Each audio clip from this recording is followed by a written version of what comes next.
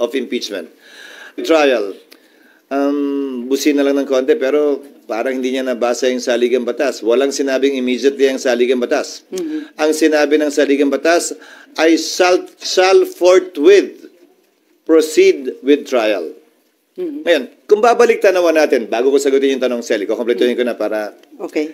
Kung babalik tanawan natin, may inihain na impeachment complaint noong 2011 laban kay Ombudsman Mercy Gutierrez. Inihain nyo ng March 23. Nag-adjourn ang Senado ng March 26. Walang ginawa ang Senado noon. Nagsimula ang trial May 19. Mahigit kulang-kulang isang buwan ang lumipas dahil magre-recess din sila noong mga panahong yon.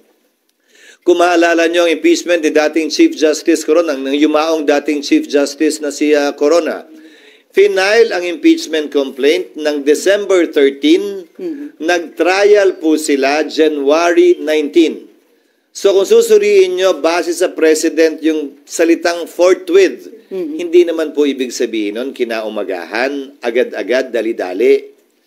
Mahigit 2 buwang inupuan, pinag-aralan, binasa, tiningnan ng Kamara yung mga impeachment complaint na nakabinbin.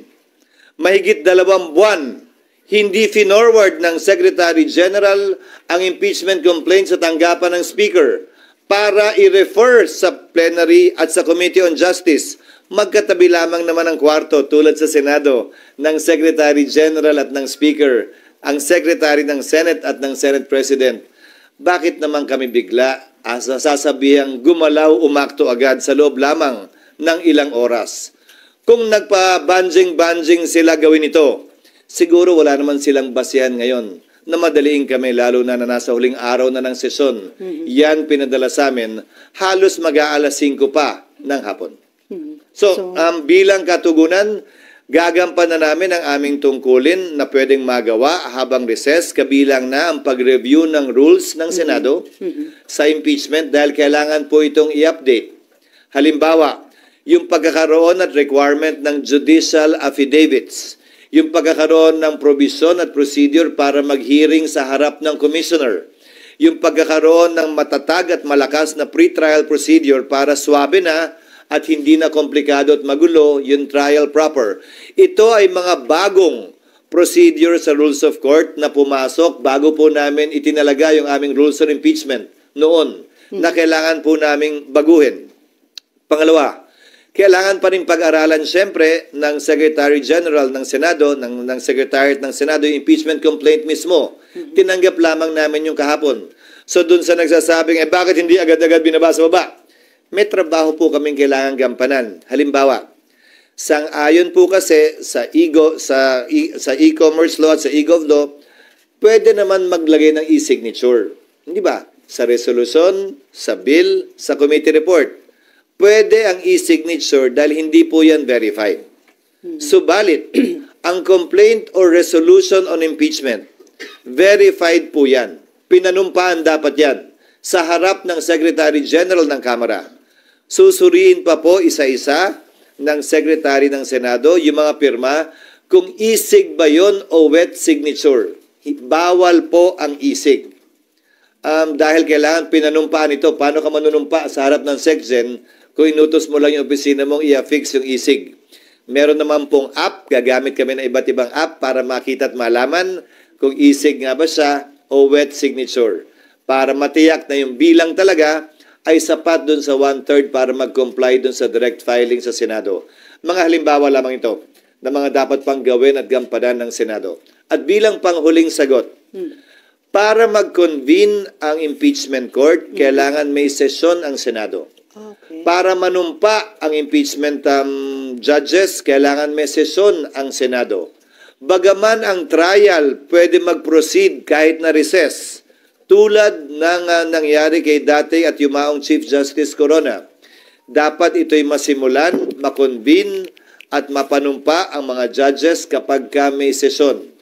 So kung may mangyayari mang aksyon o kaganapan kaugnay nito, yan ay mangyayari sa June 2, pag-resume ng Senado, matapos ang eleksyon at pasayan ng mayoriya ng Senado kung aamyendahan ba yung rules, anong ilalagay sa rules, i-authorize ba tulad ng nasa Rules of Court ngayon na suppletorily applicable na pwedeng mag-hearing habang recess dahil may 12 senador pa namang maiiwan natatawid hanggang 2028 pa ang termino, kabilang ako.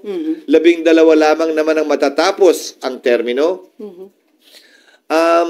Gagawin ba yung parang sa Rules of Court, I'm only citing examples, na i-authorize yung 12, parang hearing before a commissioner, natanggapin lamang yung ebidensya. Ito'y court of record naman kasi.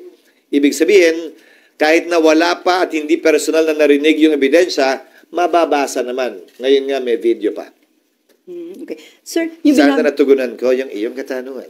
Sir, Bagaman mahaba. Sir, yung normal course of events na hindi kayo pwedeng mag-impeachment trial dahil naka-adjourn yung session. Pero according to Senate Minority Leader Coco Pimentel, may tinatawag siya na extraordinary situation na pwede niyong i-waive yung rules at kung acceptable to everyone, pwede pa rin kayo mag-conduct na impeachment trial kahit naka-break ang session. Pwede na, gaya ng sinabi ko, ginawa yan nung panahon ng impeachment ni dating Chief Justice Renato Corona. Tumuloy yung impeachment trial bagaman nag-adjourn na ang Kongreso at ang Senado. Nasa rules namin yun. Hindi na kailangan maging extraordinary pa. Pero ulitin ko, kailangan na simulan at sinimulan ang trial ng may sesyon dahil kailangan mag-convene ang impeachment court ng may sesyon. Walang sariling buhay ang impeachment court, hiwalay sa Senado mismo, sa plenaryo ng Senado. Kinakailangan ng plenaryo ng Senado para masimulan ang impeachment court. So sir, it is better ba kung na-submit ng House of Representatives earlier o few days before ng adjournment para may time kayo na na-actionan sa That plenary? is water under the bridge. It's not for me to decide or pass over the wisdom, absence, or lack of it on the part of the House in filing it a few hours before we adjourn.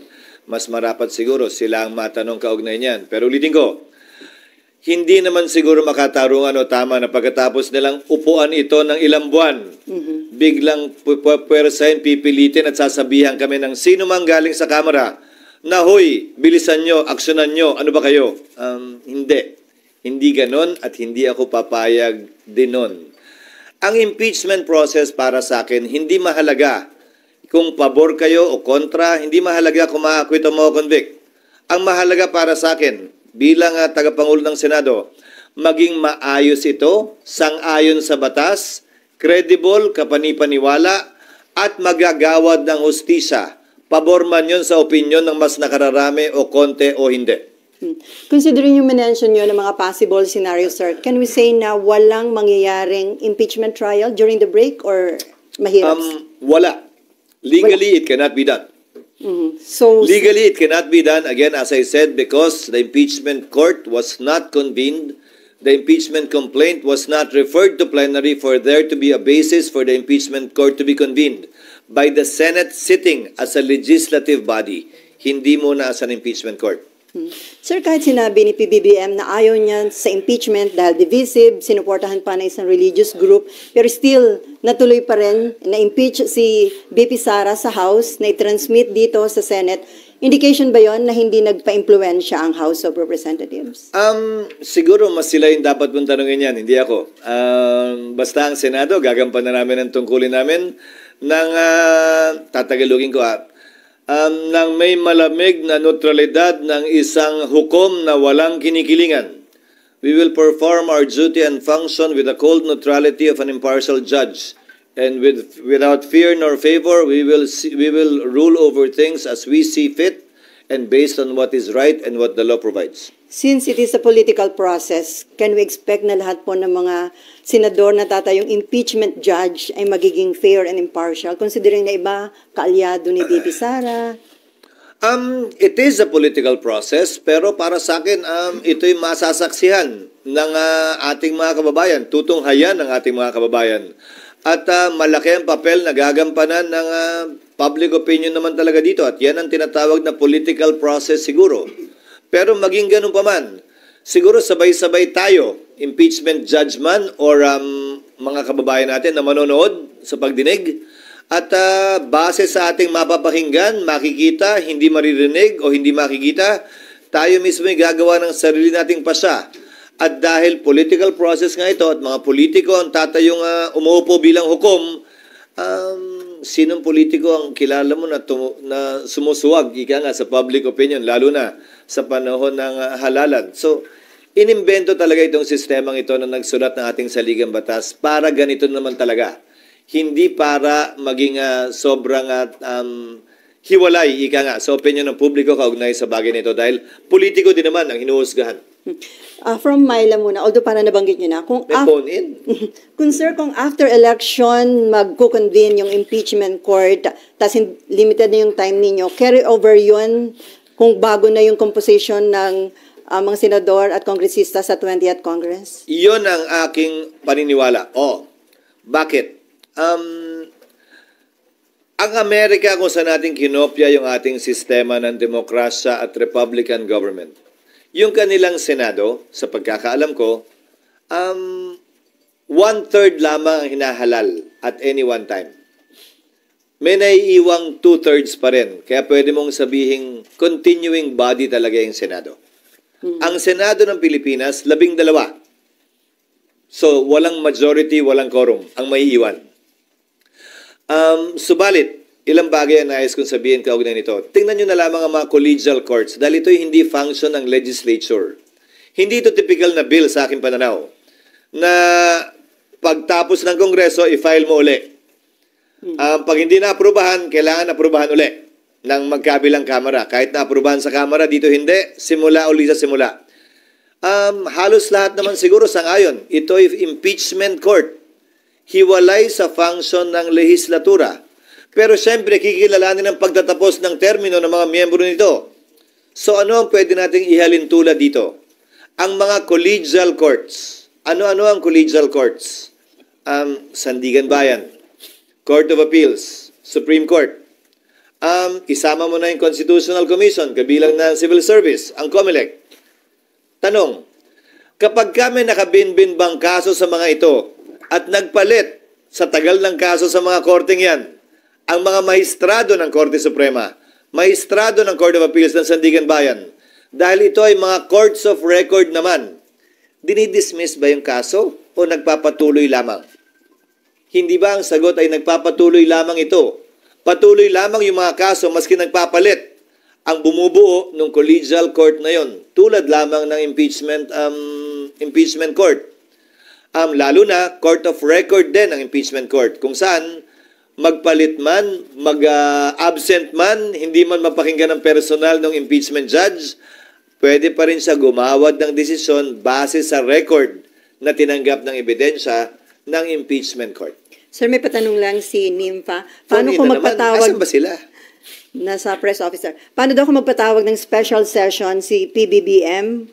Pwede nyo na actionan yung impeachment? Oo, pwedeng mangyari yon, pero ang pagpapatawag ng special session sa aking pagkakaalam ay hindi para mag-convene ng impeachment court. Sa aking pagkakaalam, ang pagtatawag ng special session ay para sa mahalagang bagay at panukalang batas na kailangan ipasa ayon sa ating saligang batas. Hindi ito isa o saklaw marahil nung probisyong yon, kaugnay ng special session. Pero haharapin namin yon pag nandiyan na. Siyempre, pag nagpatawag ng special session, sang-ayon man kami o hindi, siyempre, alam namang hindi kami mag-attend. Okay, Mav and then RG.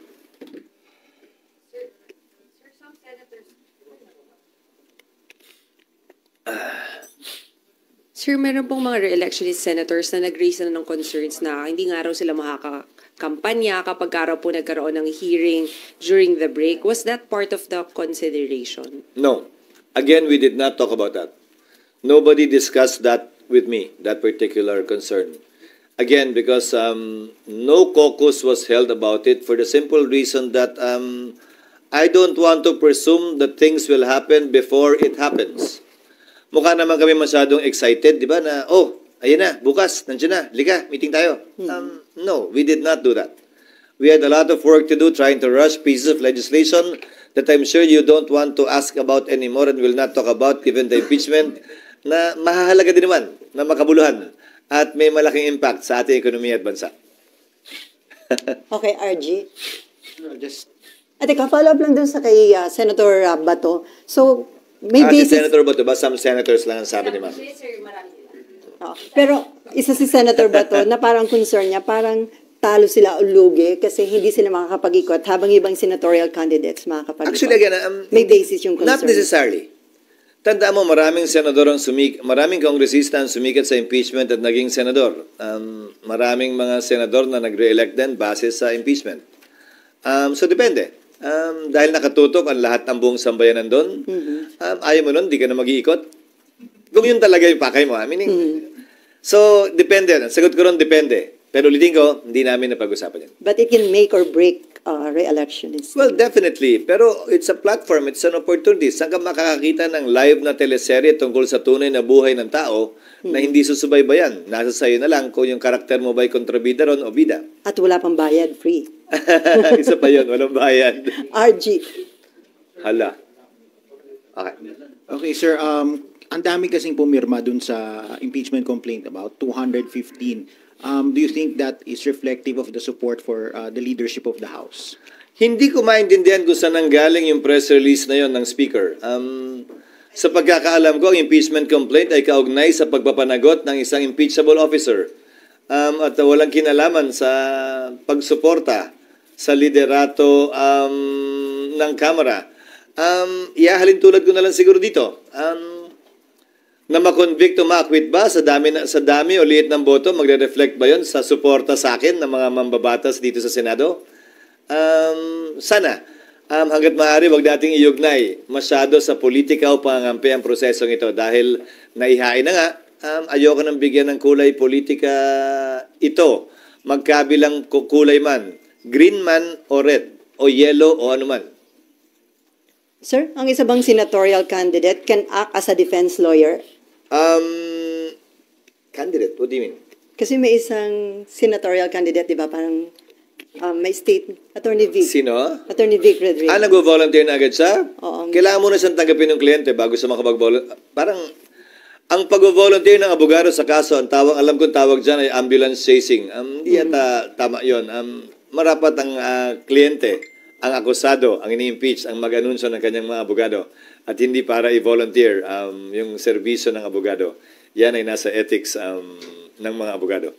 Okay, RG. Sir, I think in the past it was reported that the former president would like to be a defense counsel for the vice president. Actually, that would be expected. Sinabi na niya yan, abogado siya, abogado rin. Si Vice President Sara Duterte, abogado rin yung kanyang asawa. Hindi ko na ikakagulat yan kung mangyayari man yan. There's no impediment to that. There is none. So, sorry ko In consider... fact, even the Vice President herself can represent herself in addition to other lawyers. So, sir, i-consider nyo sa pag-draft ng rules kung papayagan ng isang senatorial candidate na maging defense lawyer? By that time, tapos na ang halalan. Oo Hindi na nga. siya kandidato, abogado na Tama. lamang siya. Okay, Amor. SP, to clarify po, yun pong pagsasagawa or pag-amend ng rules for the impeachment trial, hindi din siya gagawin during the recess or it's something na pwedeng gawin during the break? Ngayon na namin gagawin lahat ng pag-aaral, lahat ng panukala, pero kailangan yan aprubahan ng plenaryo sa sesyon ng Senado. So, drafting, sir. Yes. Pero So- mahabang proseso din yun dahil maraming kailangan i-update sa rules. Kung maalala nyo, mula nung aktual na nakatapos ng impeachment ang Senado sa impeachment ni dating Chief Justice Corona, hindi pa na-update yung rules. At maraming butas yung rules na yon na hindi rin in-update matapos yung karanasan ng Senado nun. Dagdag mo pa dyan yung mga pagbabago sa rules na inilabas ng Korte Suprema para mas mapabilis, mas maging efficient yung trial. Ika nga. But I will state one thing for the record and as a matter of policy. Hindi namin ito mamadaliin.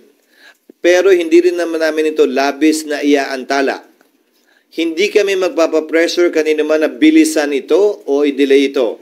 Gagawin namin yung trabaho namin ayon sa saligang batas bilang pagsunod sa tinatalaga nito at rules mismo ng Senado. Bagaman wala pong updated rules ang Senado, meron pa ring rules na nananaig ngayon. Yan yung existing rules pa namin.